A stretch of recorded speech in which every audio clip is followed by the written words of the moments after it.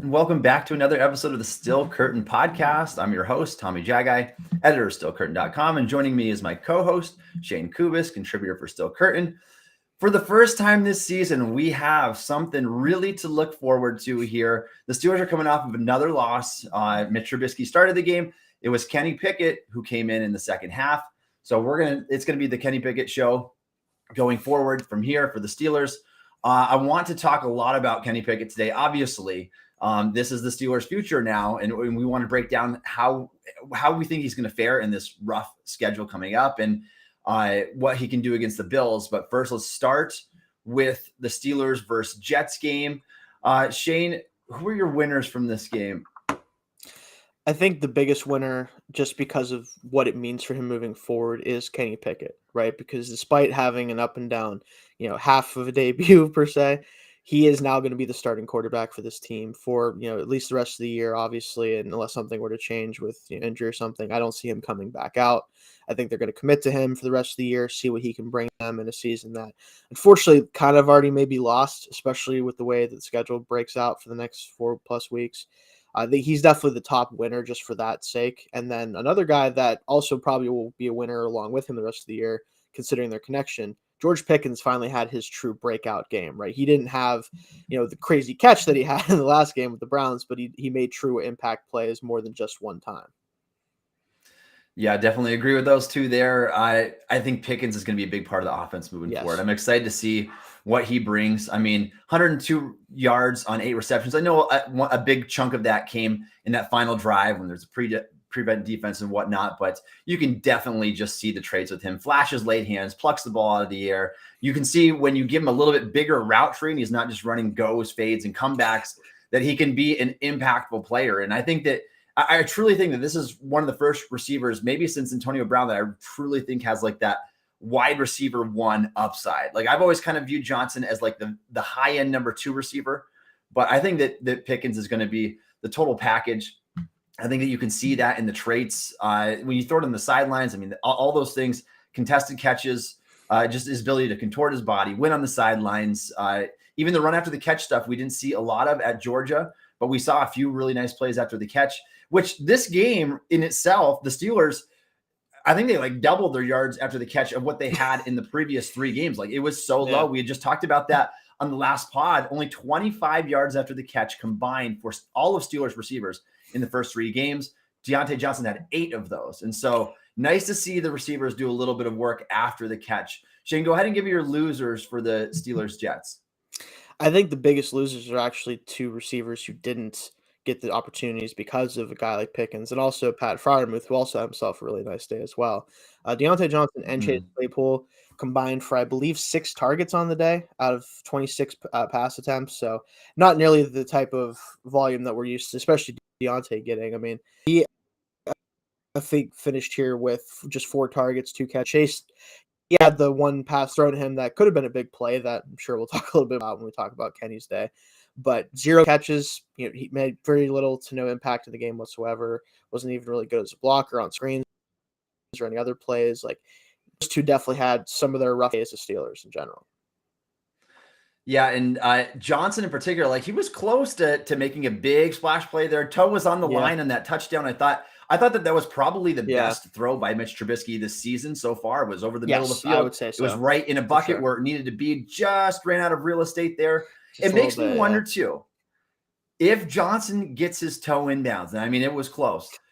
Does Tomlin pull Trubisky in this game, or does he ride him out? Like that's a difference in scoring 7 points or not before they go into the tunnel. And so, I mean, we don't know. Like hindsight is 2020. Maybe he would have made the switch anyway. But if he does make that big time throw, and that's what it would have gone down as when they charted as a big time throw, that maybe would have made a difference in his mind. I don't know.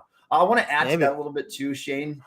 You said the receivers. We'll talk about the Claypool one. I do think that he could have fought back a little bit more for that. And obviously the throw wasn't perfect. We'll get to that. I do want to say again that I am just not a big fan of Malik Reed, and I'm not a big fan of Arthur Maulet. And I think those guys are 2 players who killed the Steelers in this game because we can't get consistent pressure for the 3rd game in a row without TJ Watt. And Maulet was routinely picked on, especially in those last 2 drives. The Jets combined for over 9 minutes and 30 seconds of time of possession, just completely inexcusable. The Steelers had him at a 3rd and 7, I believe, a 4th and 7.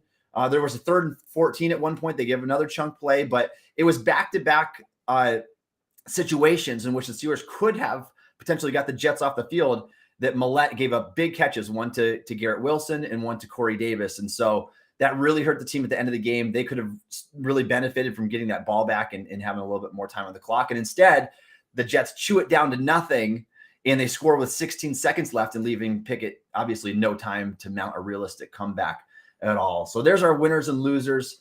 Let's get up to a player of the game. Do you have a player? It's been hard these last 3 weeks. Like when the Steelers are losing and not looking particularly dominant on either side of the ball, who's your player of the game versus the Jets?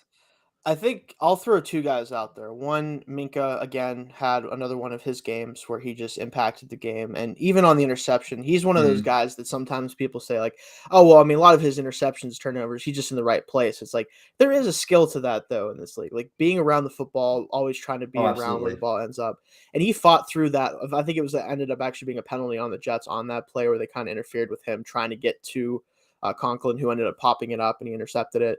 That's what he does. He's always around the ball. He had, I think, 8 total tackles again. Like he was all over the place. So I have to give him a lot of credit for. Yeah. What about? I want to chime in too. What about the other one? Like you freeze frame that one.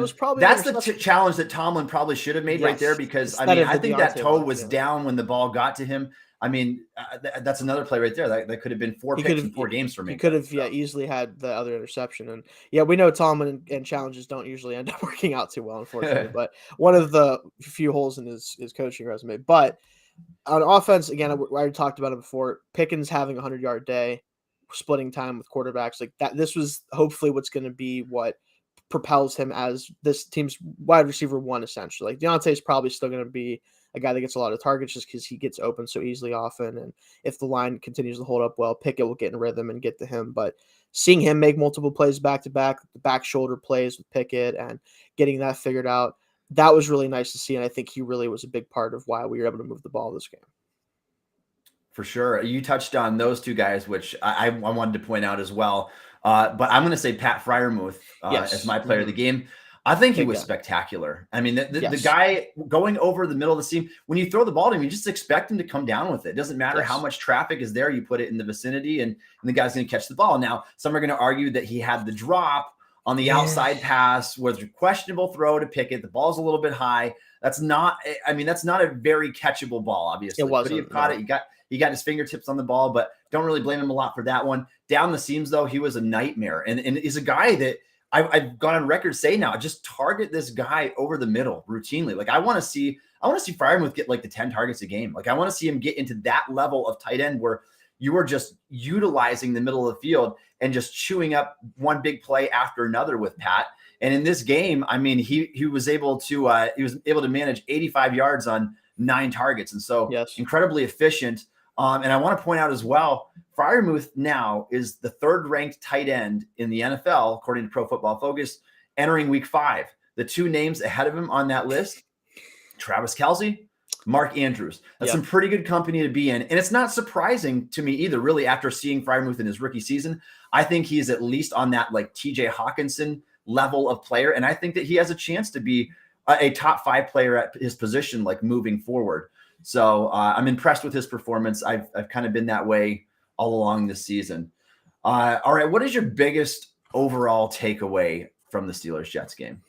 I think the biggest takeaway for me is that this defense without TJ Watt is just kind of going to be what it is, right? Like until he's back and fully healthy, there's going to be a ceiling and a limit on what this defense is capable of. And you can tell even with Minka, whenever he played really well in this game, there's going to be guys who get taken away. Hayward has been pretty non-existent this year. Not all his fault by any means, but they've been able to target him, right? I mean, outside of Highsmith, there's nobody else on that front 7 that really concerns you very much. And teams know that. Offenses know that. Is if you can block Highsmith, you can block Hayward, you're probably going to be all right. And that's just kind of what it's probably going to be until he's fully back. that's something that with Pickett now in the fold, it is going to be a problem for him, I think, because unlike what Trubisky had at first, the first game especially, and even after that first game for a little bit, and what some of the quarterbacks have had in the past with us, he's not going to be able to rely on that defense as much to kind of back him up if he does make a mistake, or if he does throw into double coverage trying to make a play. They're not going to be able to pick him up as often as some of the defenses in the past have. Yeah, I agree completely there. It's just not the same without TJ Watt. And the proof is in the pudding now. We're 0-7 without Watt. The Steelers give up almost a touchdown more per game, less than half as many sacks when he's not on the field. And so you mentioned Highsmith. Highsmith had a pretty decent game. He got a couple of pressures in there. He missed 2 more sacks. He's already the NFL sack leader at 5.5. He could have had 7.5 right now. I know. He had Zach Wilson in the grasp and just wasn't able to bring him down. But that's the problem, though, is he's the only one generating that pressure right now. They're double teaming Hayward. We talked about Malik Reed, just can't do much. I want to give my biggest takeaway as the difference we saw between Trubisky and Kenny Pickett. First half to second half. Tale of two stories, really, because the Steelers offense in the first half was only able to muster up 6 points, which is kind of right along the trend that we saw all along with Trubisky this year.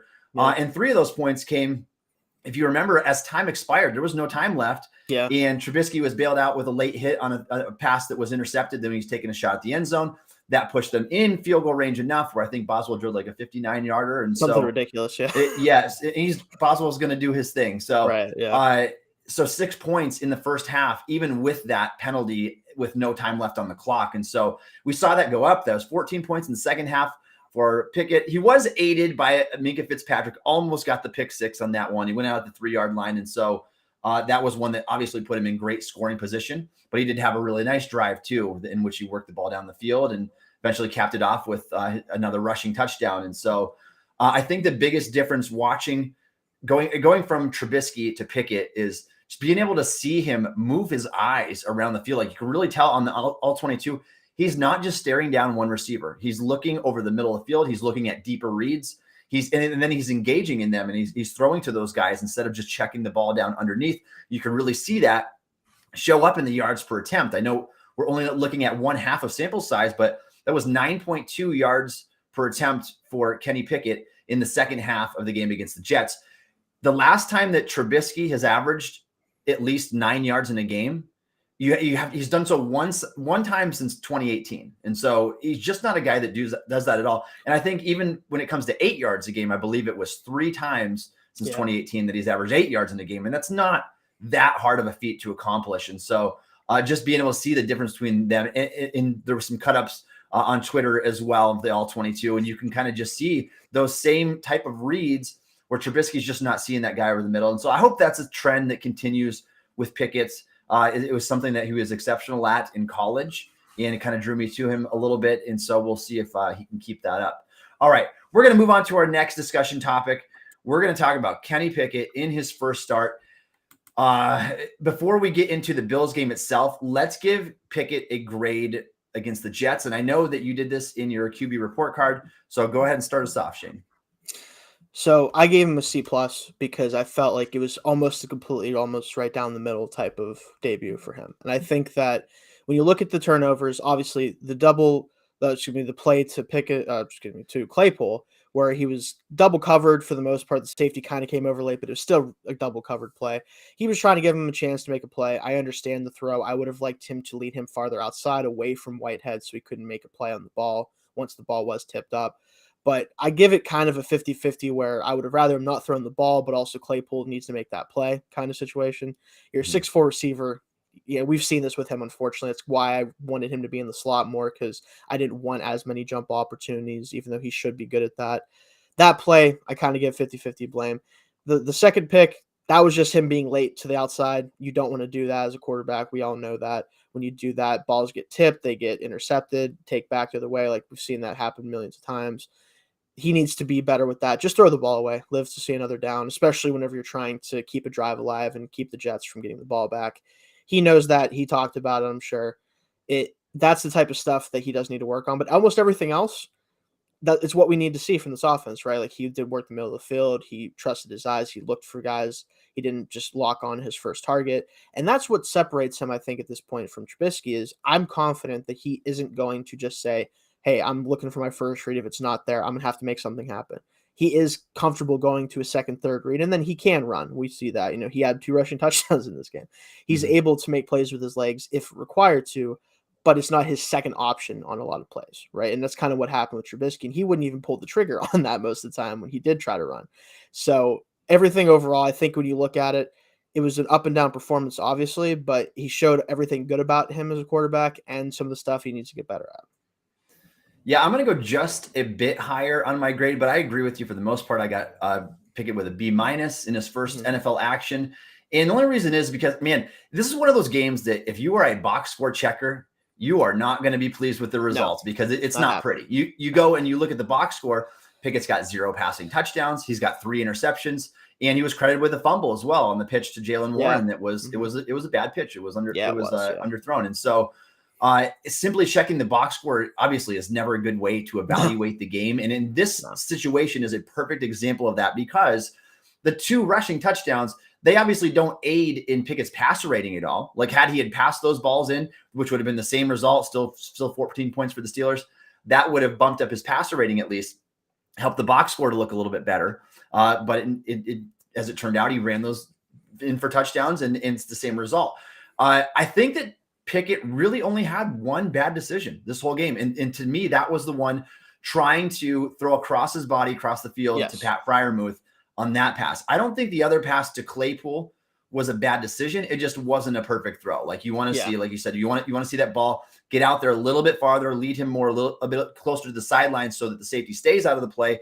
And again, you've got a 6'4" receiver against a 5'9" defensive back. You are good with taking that one-on-one shot over there. He just needs to get the ball over a little bit more. And I expect Claypool to do a little bit better job fighting for that as well. But really, it comes down to one bad decision. I mean, obviously, the end of the game, nobody should be counting that as an interception. No, that's just you can't take a sack in that situation. Exactly. The ball traveled 64 air yards. And so it was a good throw. It got clearly into the end zone where it needed to be. Just Steelers receivers weren't able to make a play on it. If anything, he might have thrown it too far. Which he probably did, actually. A little bit. I'd rather see that. I'd rather see that than like a dud that comes up short or something. Yeah, but for sure. No, I think we're kind of in the same boat there in terms of our grade for Pickett. And it was a little bit encouraging, I have to say, even considering the stats in that first game, just because of some of the traits that we saw. The fire that he brought to the field, his willingness to throw over the middle, and he let it rip sometimes. Like that one where he took the lick in the chops from Quinnen Williams, and he had that dart to Freiermuth, and Freiermuth was just caught like 2 yards short of the end zone, and that was a great play. That was a grown man play right there. Got up and laughed at the guy who hit him too. Like he did. I love that energy from him. Yeah, for sure. I do. All right, so let's talk about the timing. We both mentioned last week on the podcast that ideally in a perfect world, we would have liked to seen Pickett come in as soon as the Browns game was over with, like Tomlin in that next press conference saying Pickett's our guy moving forward. Now we've got 10 days to prepare for the New York Jets at home. This is not a great football team. And perhaps the results could have been different. I don't know. I mean, it was a 24-20 game and Pickett didn't get a ton of time of possession in the second half, particularly in the fourth quarter. And so you wonder if the results could have been different had he been able to prepare for that game. As it turned out, though, it was Trubisky who took all the starter reps. Pickett took a backseat, and Tomlin was obviously comfortable enough to throw him into the game as a rookie with no experience whatsoever to try to lead the offense after Mitch Trubisky struggled. I don't know if that was the right move or not. And so I'll start with you, Shane. Was the timing right for when we saw Kenny Pickett see his first NFL action? I think it clearly wasn't, obviously. And you just talked about it, and we talked about it last week. I think, obviously, if you want your rookie quarterback to come in and play, you want it to be as fruitful a situation for them as possible, which means they get all the reps that they can possibly get. They understand exactly what the game plan is going into the game. They have the opportunity to set the tone as the quarterback or the offense. And you're playing a team that, again, we should have been able to beat, and we very well could have beaten, given things going our way differently, right? Setting him out as his first true start against Buffalo, which, again, we're going to talk about that game next, but it's just asking a whole lot of him. And he is the kind of guy that I think is capable of living up to that moment, but I don't know if everyone else around him is.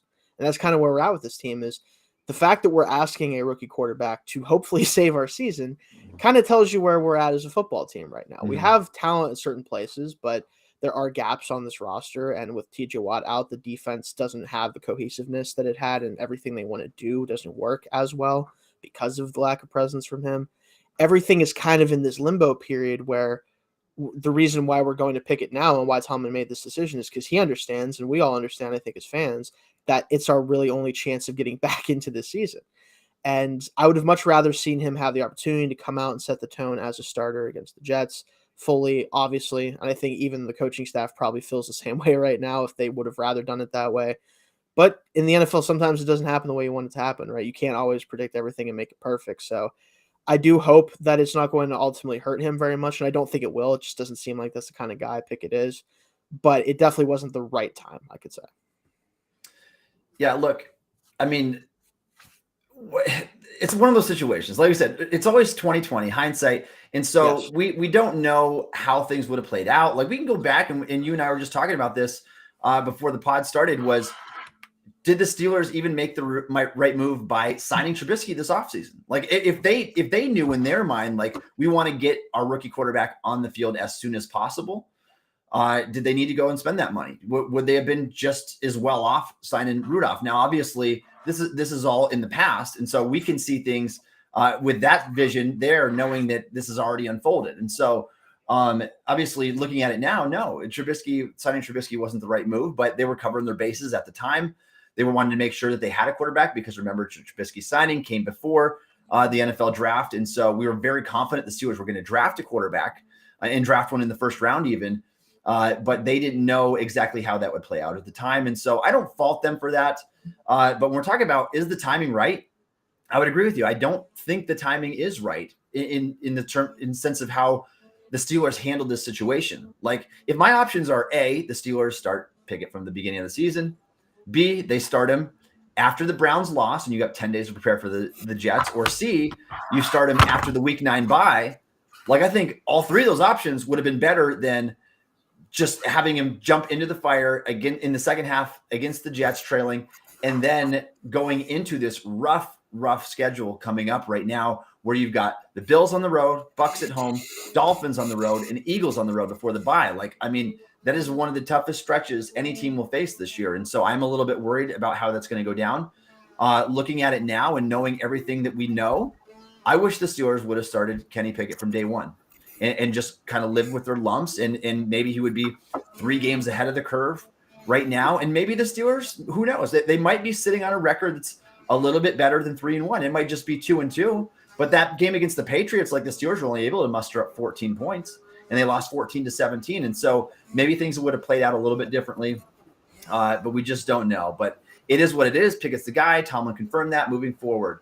How can the Steelers utilize his skill set moving forward? Like, I don't think that Trubisky's skill set was necessarily perfectly utilized by Matt Canada. And I've said before that I think it was a very bad combination between an offensive coordinator who designs plays to go to the first read and a quarterback who is willing to throw to the first read every time. And so I don't think that was a good combination. I'm glad that the Steelers did make a change.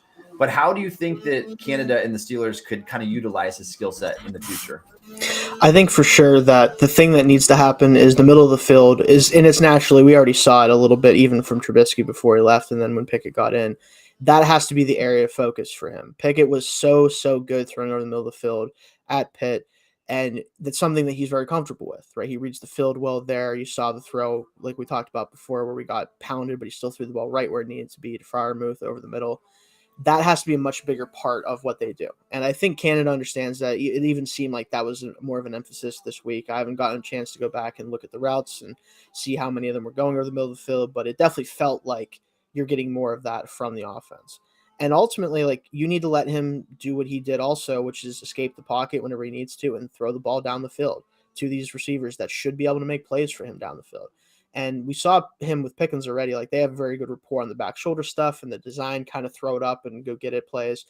But on top of that, whenever he is rolling out, whenever he is trying to look down the field, instead of taking that 5-yard play that Trubisky always took, we might be able to see more of the longer throws down the field off of those play action looks. So that's what I think needs to be emphasized. And of course, run game is going to be part of that. They need to be more effective there. And in this game, it was definitely pretty good. It wasn't anything special, but it was at least good enough to keep them honest and everything.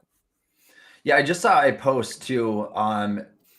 It was about the play action percentage in the I'm drawing a blank right now. It was a play action percentage, and I'm going to skip that because I can't think of what it is. But the Eagles, the Eagles are number one in DVOA. This team has done a lot of play action, and they've done a lot of RPO. And I think that maybe the RPO is even a way that we can help out Kenny Pickett in this regard, just getting him in a situation where his skill set can be utilized. And I'd also say too that I kind of want the Steelers to allow him to work, like allow him to make those adjustments at the line of scrimmage. Yes. Allow him to, if he needs to, escape the pocket, keep his eyes down the field. Like, I would not be discouraging any of that kind of stuff. I would encourage it because that's where Pickett wins best. And so I think if they can kind of keep like up the same level of intensity that we saw in his first appearance against the Jets in those 2 quarters there, I think that could be good for him moving forward. Like, I don't want him to get gun shy. Like that would be the worst thing for him is if they go back the other way.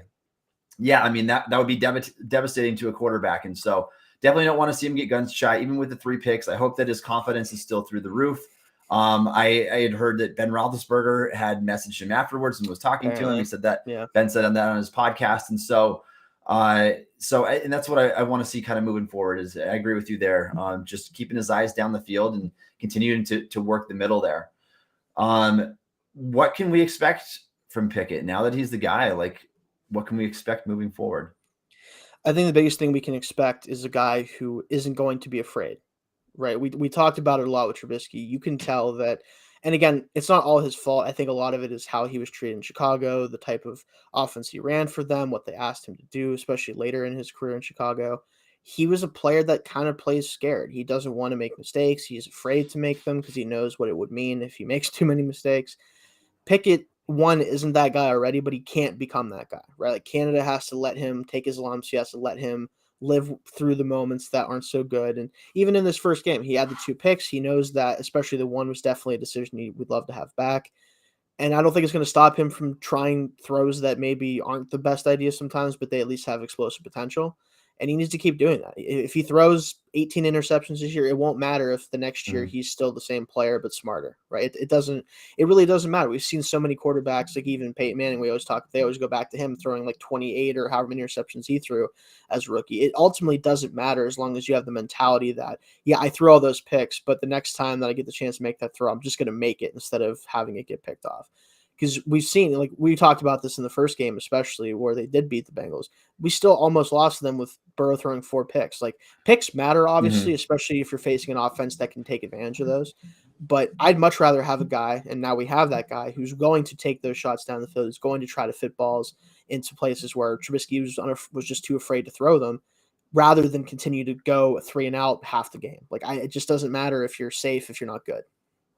Yeah, and the worst thing that the Steelers could have done was continued on the same trajectory and not changed anything up. Because what does it matter if you're throwing for 1 or maybe 2 touchdowns a game and not turning the ball over if you can only score 15 points? And that's what was happening with Mitch Trubisky through his first 3 games, is 15.5 offensive points per game. It's just not good enough. And I agree with you there. I would rather have a stat line at the end of the season where we're looking at Kenny Pickett throwing 18 touchdowns and 22 interceptions, if it's coming with an improved offense and it's helping the other players on offense improve. And then we can see that next jump next year where, okay, now it's time to cut down on the turnovers. You're making the big plays. I'd so much rather have that than to see a gun-shy quarterback that averages 6 yards an attempt. Like, there's just no way you can create a successful offense with that. The turnovers can go away eventually, but you can't fix like those quarterbacks that just continually check the ball down underneath. And that's kind of like a stat that it's been like through college in the NFL. You rarely see those quarterbacks change. Like the ones that are content throwing underneath in college, they do so in the NFL. Like Daniel Jones is an example of that. Mitch Trubisky was another one. Those guys, they didn't have good yards per attempt in college. They didn't have it again in the NFL. And so it's something that's kind of translatable. Now, Pickett, on the other hand, 9.7 adjusted yards per attempt in his final year at Pitt. That's an excellent number. We can't expect him to throw for 9 yards attempt in the NFL. It's just not realistic. But man, if he can be up in like the 7.5 mark or higher, like I would be very, very pleased with that. Like if he can finish the season out with that. So I hope that that's one thing that I want to expect to see this season. And I wouldn't be betting on the Steelers to make it back to 500 or even within a few games of that. Like it's very possible this is just like a 6 or 7 win team and they're going to have to live with their lumps. But I just want to see that continued improvement from Pickett throughout the season. This is a marathon now. It's not just a sprint to the finish line. And so just trying to see that from him moving forward. And he's got a really tough schedule. So not just these next 4 games, but even after the bye, we've got the Ravens twice. The Bengals, we've got the Browns with Deshaun Watson. And so he's got a lot of tough games in his future against some really good quarterbacks. And I want to see if he can rise to that challenge and kind of go toe to toe with some of these guys, despite being outmatched in terms of talent and experience. So if I can just see him be in these games, I mean, within a score, that would be what I think would be a best case scenario, what we're kind of looking for moving forward. All right. If you're a fan of the Pittsburgh Steelers and you'd like to support the Still Curtain podcast, please consider subscribing to the Still Curtain podcast on YouTube. We appreciate all of your support. Let's get to our Week 5 preview between the Steelers and the Bills.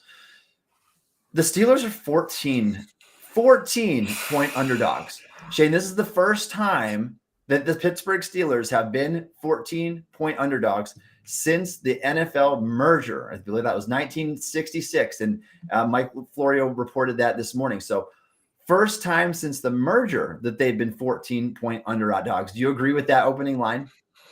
It's hard to argue with. I mean, obviously the Bills haven't looked their best after their first 2 games. In the last 2 games, the offense has been a little bit iffy, especially against the Dolphins, having all that possession and only they ended up being 19 points or however many they scored.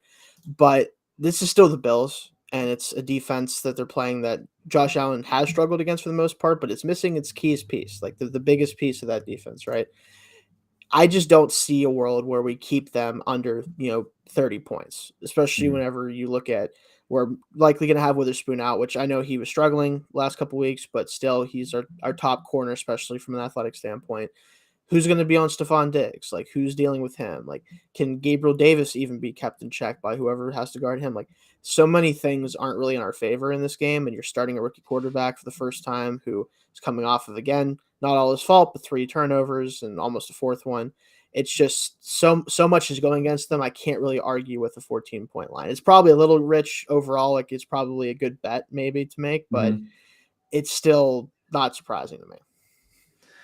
Yeah, I mean, I think I would still have them covering, but I wouldn't suggest betting on the Steelers this week. And look, everybody's they're going to look at last year and say, "Oh, the Steelers week 1 last year, they were able to upset the Bills 23-16." This is not the same situation. I mean, I think that Josh Allen has taken that next step forward. The Bills bolstered their roster. They got Von Miller, so now we got to worry about Von Miller against Dan Moore, and just everything as a whole. Like, this is Kenny Pickett's first start. It's coming on the road. It's coming against arguably the best team in the league, and if not the best team, then probably one of the top 3 teams right now. And so it's going to be a big, big challenge for the Steelers to be able to overcome, and a Steelers team that offensively has gotten worse since last year. Now, I'd expect their offense to eventually get better under Pickett instead of Trubisky, but this offense is, bottom of the barrel going against an outstanding defense right now. I'm going to spitfire you some stats right here. The Bills defense through the first 4 games, they've allowed 234 yards per game. That's good for first in the NFL. 150.8 passing yards per game, also first in the NFL. They're allowing 14.5 points per game. That's second in the NFL. They have 3.5 sacks per game. That's 6th in the NFL. And their total defensive DVOA is second in the NFL. That is a really good defense, and it's not hard to see why. They've got depth everywhere, and their front 7 is outstanding. 2 full rotations of pass rushers. It's just a really, really tough matchup for the Steelers. And so it's not hard to see why the Bills were favored so heavily in this game. Not only that, but I do want to talk about Sean McDermott for a second as well. McDermott is 8-3 all time against rookie quarterbacks. So not only is Pickett a rookie, he's making his first start this week. So McDermott is 8-3 all time against rookie quarterbacks. And in those 11 games, those rookie quarterbacks have thrown for a combined 7 touchdowns and 17 interceptions. So it hasn't exactly yielded great results on the part of the quarterback. And if Steelers can't have that, it's going to be tough. It's going to be really, really tough. Let's talk about our injuries for a second, Shane. And the Steelers, they're always so late to like on these injury reports and stuff. I feel like too, they just don't shed a lot of light early on. They try not to. Yeah. They make us work for it. But it does sound like Ahkello Witherspoon is probably going to be out again this week, just based on Tomlin's comments. I said last week, like I know that Witherspoon really struggled in week 2 and 3, but that was a bigger loss than I think people realized last week, because if Witherspoon had been on the field against the Jets last week, then Arthur Millette would not have gotten just routinely picked on in that slot. That would have been Cam Sutton covering there. It would have Witherspoon on the outside. And I think it could potentially make a difference in that game. And so not having Witherspoon again for this week, that's rough, because you've got Stephon Diggs, one of the best receivers in the league. That is a tough matchup for any Steelers corner. And Witherspoon is really the only one with a combination of length and athletic traits that you want out there. Even as good as Sutton is, like Sutton he's undersized and he's a below average athlete, just speaking factually based on his measurable numbers. And Sutton's a really good player, don't get me wrong, but when you have to bump everybody down a level, and now Sutton is playing outside and Millette is in the slot and Levi Wallace is outside going against Stephon Diggs, Gabe Davis. These are tough matchups we're going to talk about as well. So that one right there, the Witherspoon one, can hurt them. The rest of the team, it looks like everybody is going to be good. Have you seen anything else, Shane? I haven't. It does seem like everybody, even the guys who are a little banged up, because even Minka had, I think, like a knee thing briefly, and Cam has been kind of dinged up, which, I mean, when you're getting double teamed 80% of the time, it feels like that's to be expected. You're going to get banged up. And I think Edmonds, should be good to go too, hopefully, from what I've seen. Yeah, concussion protocol for Edmonds. So I'm hoping he's back. He took a lick there on that. He was playing for the ball. Some people said that's a dirty hit. It was. He was going for the ball there. Yeah. So and Edmonds, I think he had one rough game this year, but I think the rest, for the most part, he's been good. Yeah, I think he's been pretty good. And so that's a big loss too if they don't have him. So hopefully he can get back on the field this week. Should be good to go. Let's move forward and talk about matchups. I was kind of already touching on this a little bit, Shane. So I'll let you go ahead and go first and talk about any of the matchups that you want to highlight. Yeah, we already talked about this a little bit. I'm definitely concerned about our ability to check these receivers for the Bills, especially obviously Diggs and Davis are the two guys you have to really worry about the most. They have other supplementary receivers that you have to worry about, but for the most part, it's going to be them. McKenzie could obviously cause issues because of his speed. Who do you put on him to deal with? But with him, I'm more worried about, does Stephon Diggs beat us deep? Does Gabriel Davis beat us deep? Like, those guys they can get over the top. And with who we have at outside corner playing, it's not the most speedy group of guys every year. You talked about Sutton; he's a really good player, just not a great athlete. Kind of same thing with Wallace. So they concern me a lot, because all it takes is a couple of those big Josh Allen deep balls, and we're going to be in a hole that we probably can't crawl out of. Like, it's just what it is. So. Yeah, that could definitely be an issue this week. Like, I can see the Bills kind of just running away with it, and I hope that's not the case. But again, you talked about those corners when we don't have Witherspoon, and again, this is the problem. Steelers don't invest in their cornerbacks. When you have an injury, even to a cornerback who maybe you could just consider average, it really hurts the team, because now you're forced to play a smaller, slower lineup. And Millette, who is just historically bad as a 29-year-old, we've seen plenty of sample from him going back to his days with the Jets. He's not a cover corner. Like, he is a poor man's Mike Hilton. He needs to do his work near the line of scrimmage. He's best in run support, but he just routinely gets picked on in coverage. And so I do worry about the receivers in this game against those cornerbacks. That's a big one. And then I want to talk about the offensive tackles against the pass rush just a little bit more here, because Von Miller is just such a handful, like having another great season on a Hall of Fame pace, obviously. But you have Von Miller going against Dan Moore. I think the Steelers are going to have to do very similar things that they did with Myles Garrett 2 weeks back. And you're going to have to routinely chip him with a tight end or a running back. And the only problem with doing that this week is in that Browns game, they didn't really have to account for anybody else. Like, Jadeveon Clowney was out that game. They didn't really necessarily need to shift any attention in the direction of Chukwuma Okorafor on the other side, who I felt pretty confident about in that game. This game is a little bit of a different story, because the Bills have pass rushers everywhere. Like, it's not just Von Miller. You got Boogie Basham. You got AJ Epinesa playing on the other side, but then you have Gregory Rousseau. Yep. And Rousseau is he's a beast right now. And so I think it's going to be a handful, and they can move these guys around. They can have them rush from the interior. It's going to be a tough matchup all around for the Steelers offensive line, particularly the tackles. And I'm not sure if you can allocate quite as much help to Dan Moore this week, but I think that's going to kind of have to be the game plan, because I just don't trust Dan Moore being left on an island at any point with Von Miller. So I think that was one that can kill them. It's tough because, again, you also have to remember that the Bills have been able to do all of this pass rush with 4 rushers. Like they do not, they have the lowest, if not, they have to have, I think at this point, the lowest blitz percentage. I don't even think I have to look that up. It's going to be under 10%. Like they just don't have to do it. And if they can get to Pickett with a 4-man rush, it's going to be a long day. It just is. Like you can't expect Pickett in his first start to pick apart a defense that has 7 guys in coverage. Like you can't do it. So if they have to bring more guys in, if they have to go into tighter packages, keep things condensed just to get the offense moving, then fine. But I really am concerned about that for sure. It's a huge concern. And that's not even counting like at Oliver, Daquan Jones, Jordan Phillips. The interior guys who can also get after quarterback. It's scary because you just don't know who to account for. Obviously, you have to shift towards Von's direction, and knowing that Dan Moore has been the weakest link on the offensive line as well. But I agree.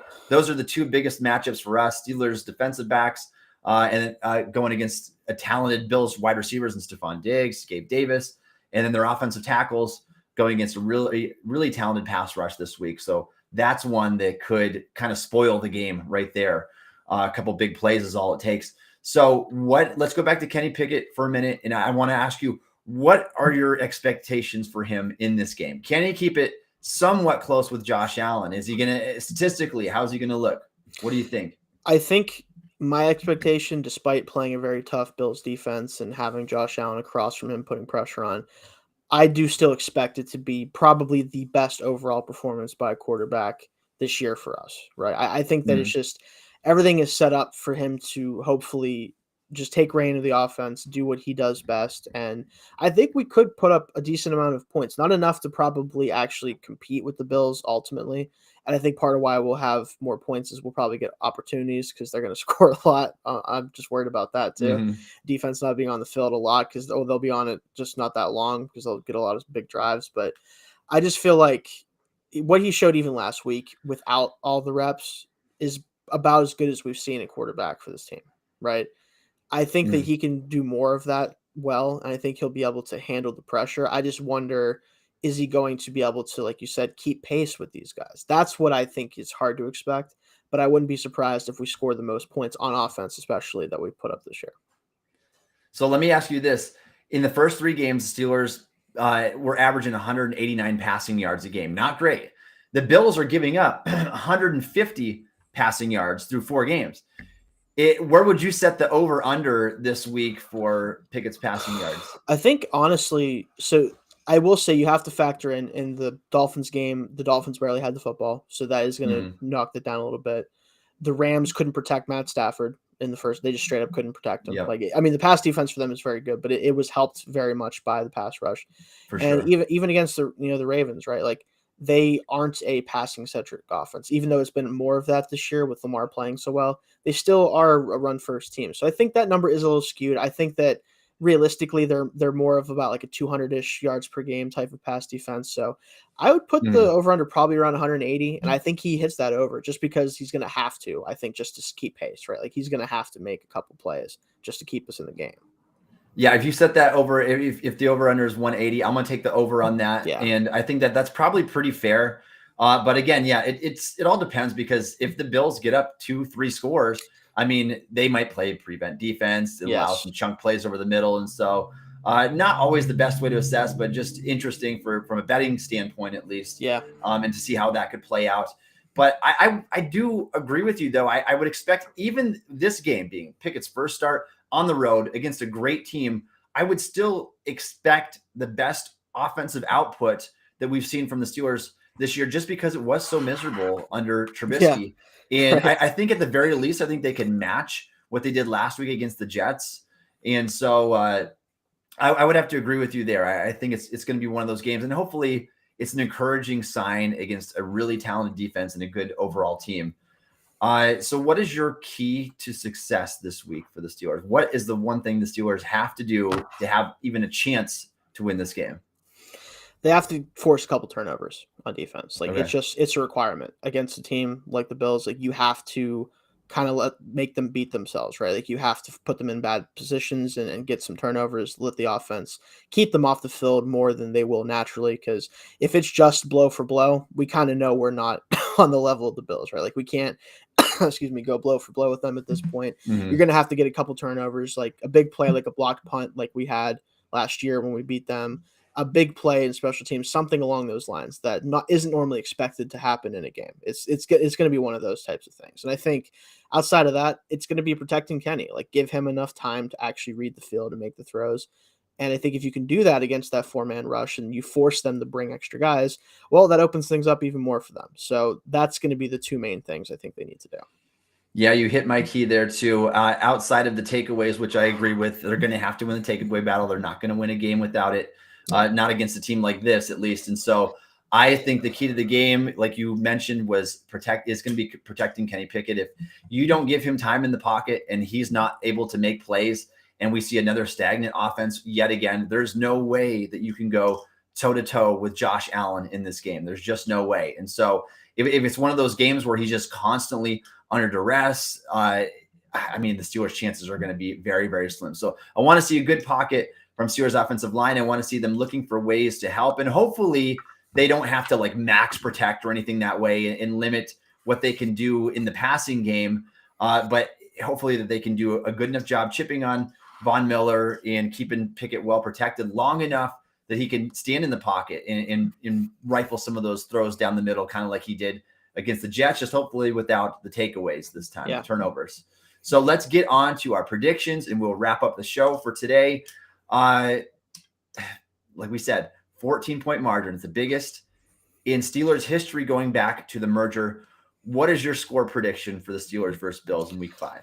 So I have a 34-24 Bills. I do think they come away with the win. I think they do it relatively comfortably, like the spread suggests. But I do think that it's going to be at least a little closer than a 2-touchdown spread. Like, this team just generally doesn't lose by that much, especially whenever you're having a situation where you're putting in a rookie quarterback and expecting so much of them. Like, I have a feeling there's going to be a little bit of magic, just enough to kind of keep it close, and then probably the Bills put it away late, and maybe we get a one more drive to kind of make it look a little closer. But it's a lot to ask for them to beat this team, and I'm not expecting it, obviously. And if they do it, fantastic. But I've been unfortunately right for a couple games in a row, and it's been because I picked against this team. So.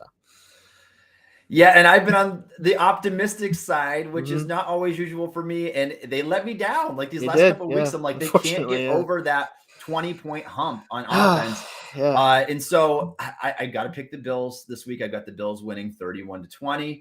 And I just think it's unwise to pick the Steelers. Like you're really going out on a limb this week against the biggest spread that we've seen since 1966. And so I've got the Bills winning this one. I do have the Steelers covering that 14-point spread.